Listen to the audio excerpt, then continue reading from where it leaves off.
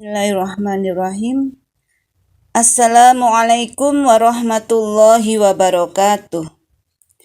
Alhamdulillahilladzi anzalal furqana ala abdihi liyakuna lil alamina nadhira. Wassalatu wassalamu ala Muhammad ibn Abdillahilladzi arsalahu syahidan wa mubasyiran wa da'iyan biiznihi wa sirajan munira. Asyhadu an la ilaha illallah wa asyhadu anna Muhammadar Rasulullah la nabiyya ba'dah. Ibu-ibu yang dirahmati Allah, marilah kita senantiasa memanjatkan puji syukur kehadirat Allah Subhanahu wa taala yang telah memberikan semua nikmat dan karunia-Nya sehingga kita masih diberi kesempatan untuk beribadah, beramal soleh, serta menuntut ilmu pada bulan yang penuh barokah ini. Mudah-mudahan Allah Subhanahu wa ta'ala selalu memberikan kekuatan agar kita bisa istiqomah berada di jalan yang diridhoinya. Sholawat dan salam senantiasa tercurah kepada junjungan kita, Nabi Muhammad SAW yang telah menuntun kita dari jalan kegelapan menuju jalan yang terang benderang. Ibu-ibu yang dirahmati Allah, pada kesempatan ini kita akan mentadaburi Quran surat Al-Munafiqun ayat 1-7 dengan berdasarkan tafsir Al-Misbah karya Profesor Dr. Muhammad Quraisy Shihab. Baiklah ibu-ibu, kita masuki ayat yang pertama. A'udzu billahi minasy syaithanir rajim. Bismillahirrahmanirrahim. Idza ja'akal munafiquna qalu nashhadu innaka la rasulullah wallahu ya'lamu innaka la rasuluh wallahu yashhadu innal munafiqina lakadzibun.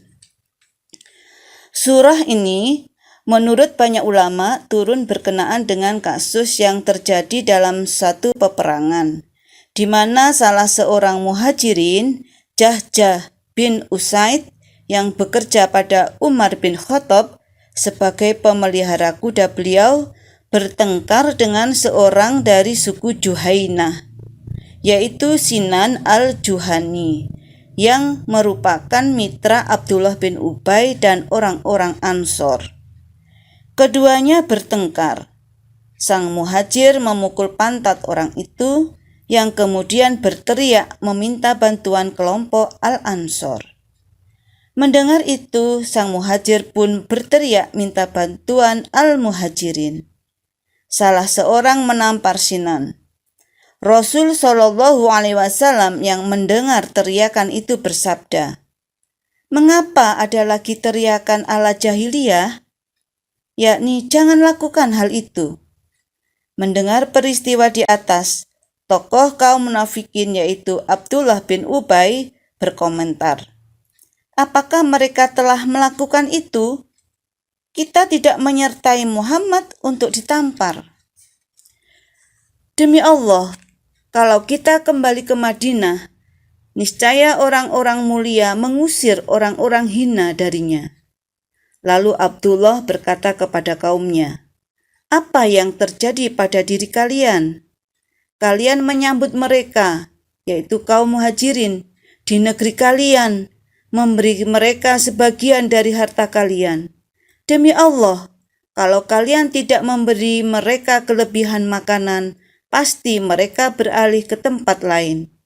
Karena janganlah kalian memberi mereka sampai mereka berpisah menjauh dari Muhammad." Sahabat Nabi SAW Zaid bin Arqam radhiyallahu an yang mendengar ucapan itu menyampaikan kepada pamannya.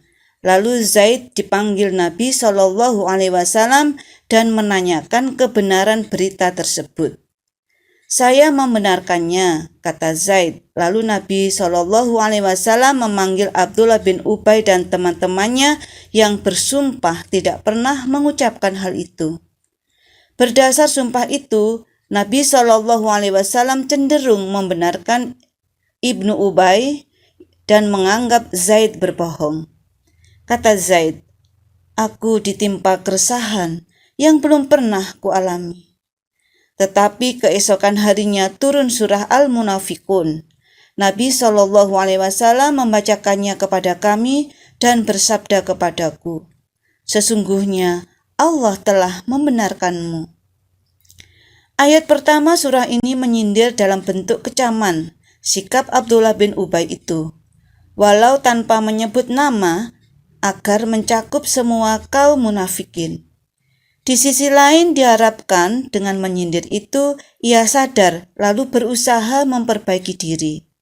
Cara ini pun banyak sekali ditempuh oleh Rasul dalam menegur kesalahan.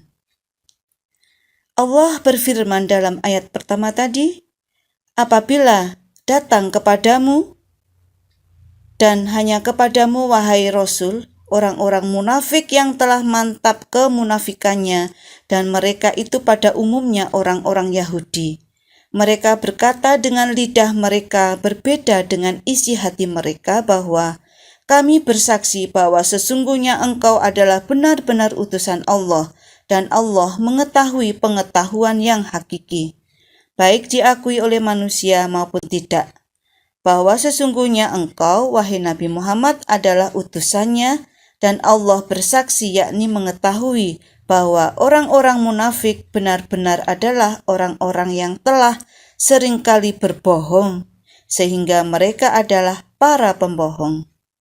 Antara lain dalam kebenaran ucapan mereka bahwa mereka mengakuimu sebagai Rasul Allah, isi mereka tidak mengakuimu sebagai Rasul walau lidah mereka berkata demikian.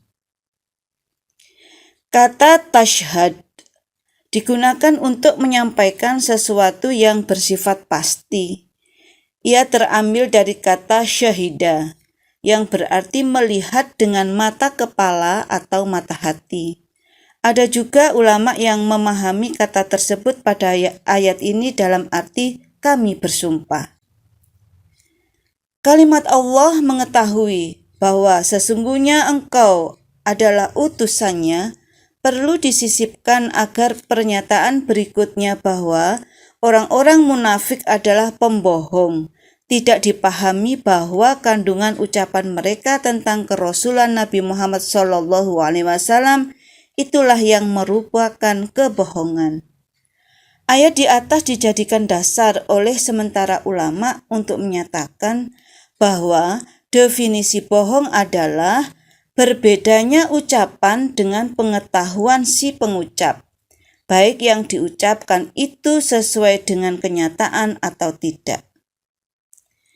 Kata kadzibun adalah bentuk jamak dari kadzib, yakni pelaku kebohongan.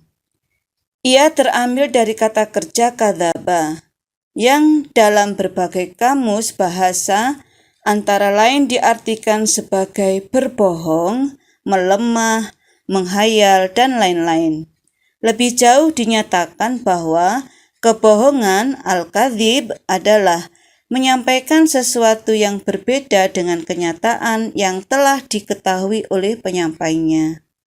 Kebohongan dalam arti tersebut menunjukkan kelemahan pelakunya karena ia tidak mampu menyampaikan kenyataan yang diketahuinya akibat rasa takut atau karena kebutuhan lain, sehingga ia terpaksa menghayalkan hal-hal yang tidak pernah ada. Demikian terlihat kaitan yang erat antara hakikat kebohongan dan ketiga arti bahasa yang dikemukakan itu. Selanjutnya ayat kedua sampai ayat ketiga. A'udzu billahi minasy syaithanir rajim. Ittakhadhu aymanahum junnatan fasaddu an sabilillah innahum sa'a ma kanu ya'malun. Dzalika bi annahum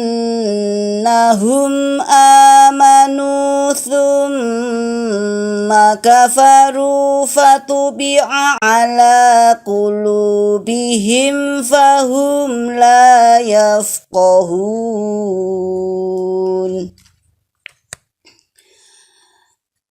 Dilanjutkan bahwa Abdullah bin Ubay yang disindir oleh ayat yang lalu bersama orang-orang munafik lainnya yang biasanya bersumpah, mereka itu menjadikan sumpah-sumpah mereka semua, baik yang mereka ucapkan dalam konteks kasus yang dibicarakan ayat yang lalu maupun selain itu, sebagai perisai.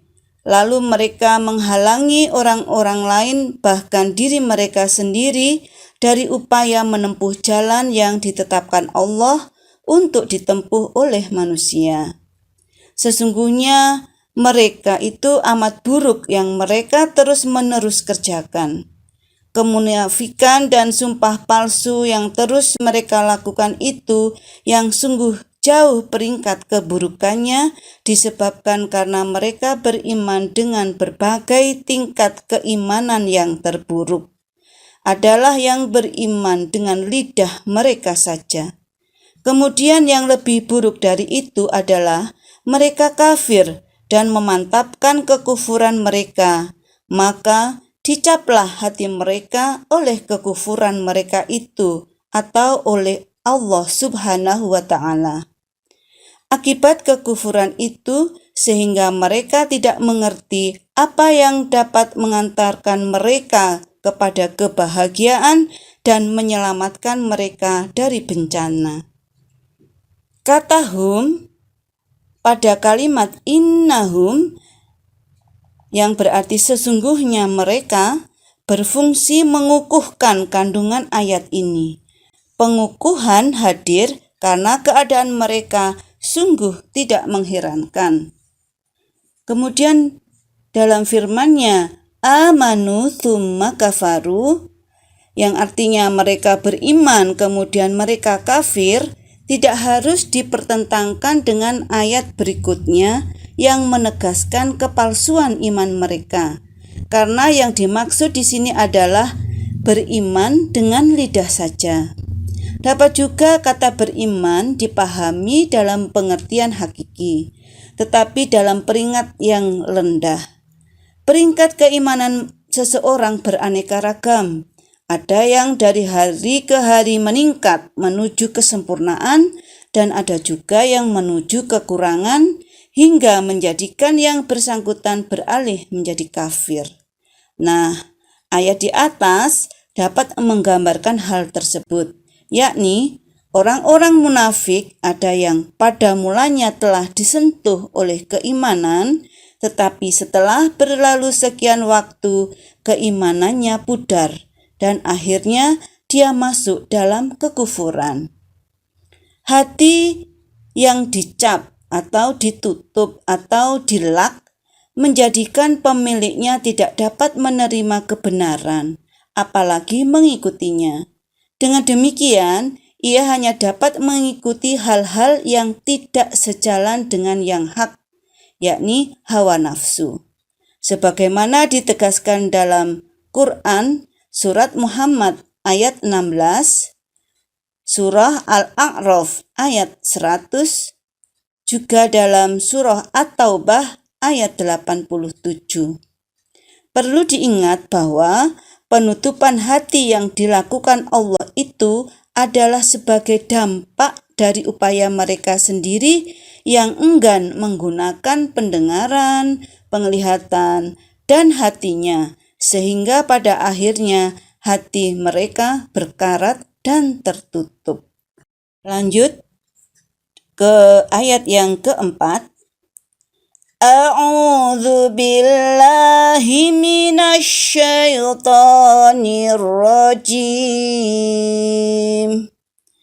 Wa idza ra'aitahum tu'jibuka ajsamuhum wa yaqulu tasma' liqaulihim ka'annahum khusubum musannadah yahsabuna kulla sayhatin 'alaihim humul aduwwu fahdharhum qatalahumullahu anna yufakun.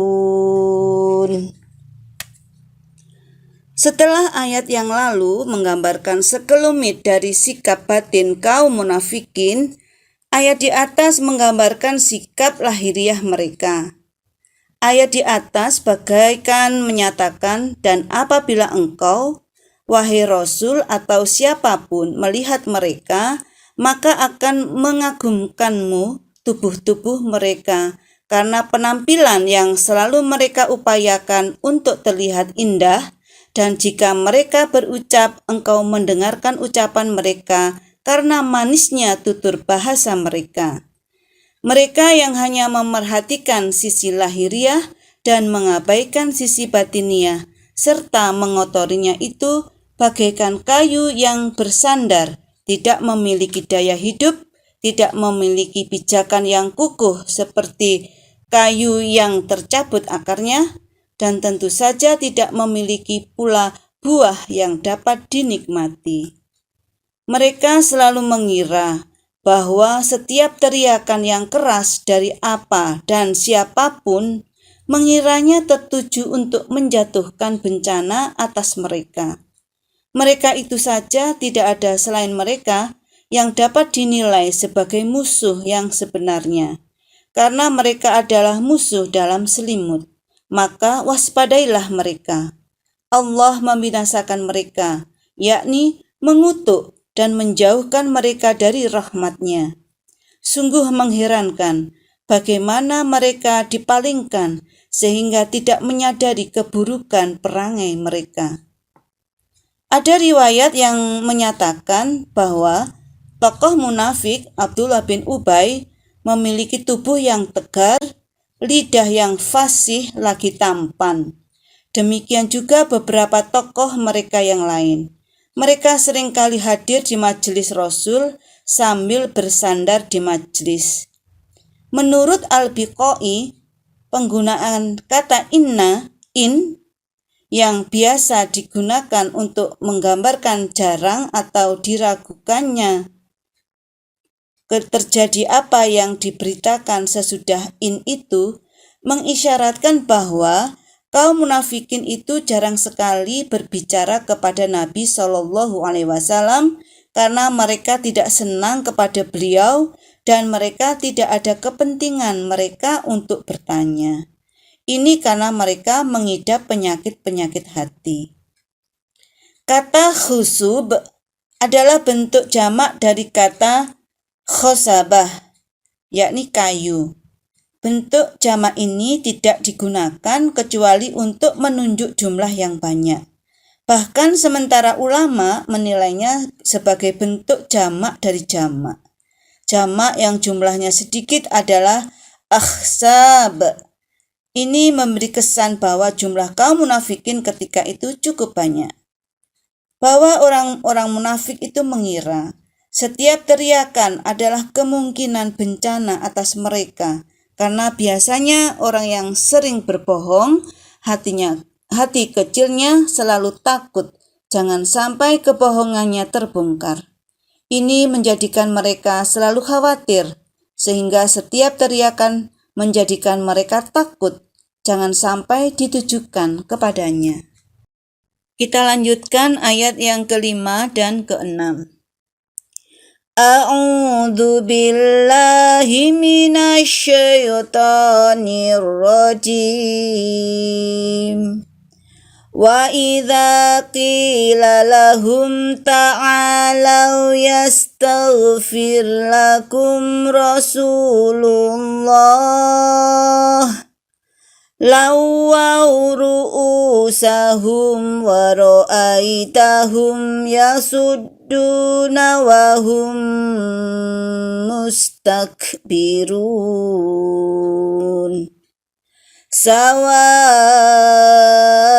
'alaihim astaghfarta lahum am lam tastaghfir lahum lan yaghfirallahu lahum innallaha la yahdil qaumal fasiqin.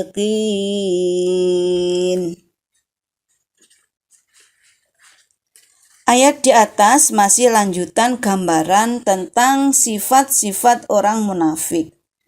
Kali ini menyangkut kekeraskepalaan serta keengganan mereka memenuhi tuntunan Rasulullah.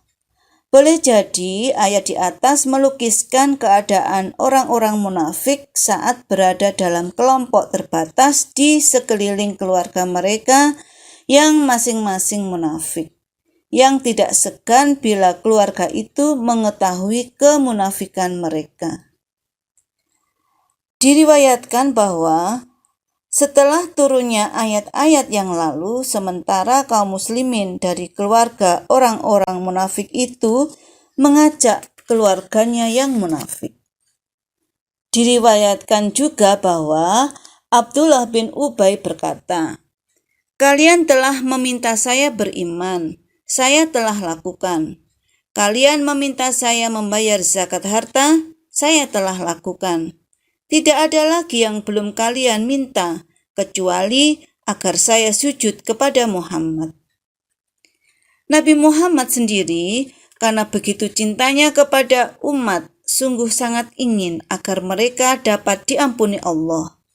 Boleh jadi juga keluarga munafik itu memohon kepada Rasul agar memohon ampunan buat mereka. Allah Subhanahu wa Ta'ala yang Maha mengetahui hakikat kepribadian serta kekeraskepalaan mereka menegaskan bahwa sama saja bagi mereka. Apakah engkau, wahai Nabi, dahulu telah memintakan ampun buat mereka, atau engkau tidak memintakan ampun bagi mereka sekarang atau akan datang? Allah tidak mengampuni mereka karena kemunafikan dan kefasikan telah mendarah daging dalam kepribadian mereka.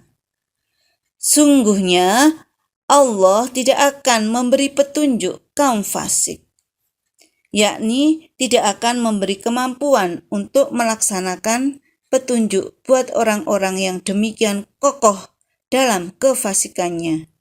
Karena demikian itulah keinginan mereka. Kata ta'alau yang artinya marilah digunakan sebagai panggilan untuk hadir kepada yang memanggil. Kata ini terambil dari akar kata yang berarti tinggi.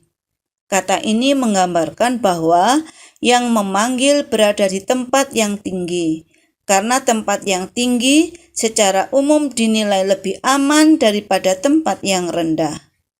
Karena itu, panggilan ini selalu mengisyaratkan ajakan menuju kepada sesuatu yang bersifat positif dan bermanfaat bagi yang dipanggil.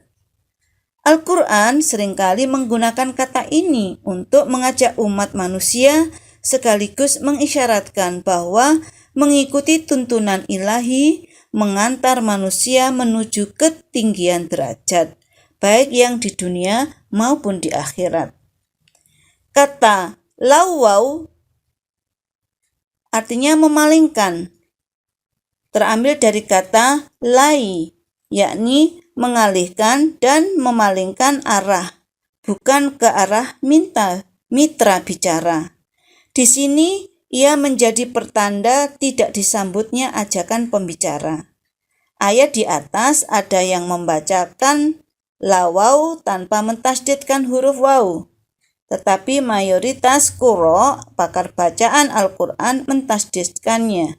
Dan itu berarti pengalihan itu terjadi secara keras dan berulang-ulang.